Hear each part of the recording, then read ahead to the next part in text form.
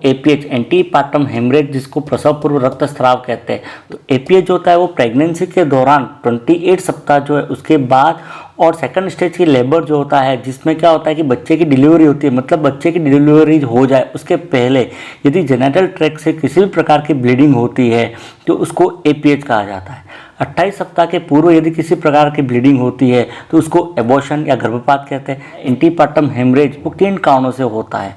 तो antepartum haemorrhage होने का कारण जो है उसमें एक तो प्लेसेंटल ब्लीडिंग होता है, मतलब प्लेसेंटा जो है वहाँ से किसी प्रकार की ब्लीडिंग हो। लगभग 70% एपीएच जो है वो प्लेसेंटल ब्लीडिंग के कारण से होते हैं।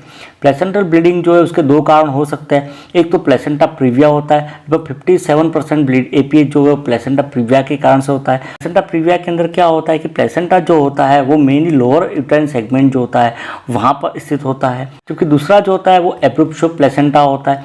लगभग 14% जो है एब्रूप्शो प्लेसेंटा के कारण से एपीएच होता है। एब्रूप्शो प्लेसेंटा का मतलब होता है प्लेसेंटा जो है वो समय से पूर्व सेपरेट हो जाती है, अलग हो जाती है, तो उसको ही एब्रूप्शो प्लेसेंटा कहते हैं। इसके बारे में डिटेल में हम अलग से वीडियो में डिस्कस करेंगे। सेकंड कारण अनएक्सप्लेन्ड कॉज होता है, लगभग 25% जो होता है ये कारण होता है।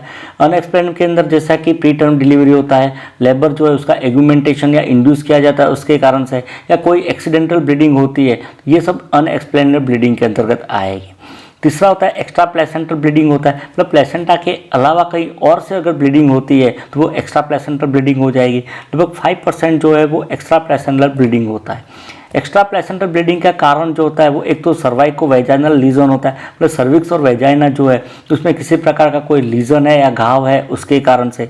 एक सर्वाइकल पॉलिप होता है कि सर्विक्स जो होता है उसके अंदर पॉलिप बन जाए, मतलब एक टिश्यू का उभार बन जाता है, गठान बन जाती है, उसके कारण से।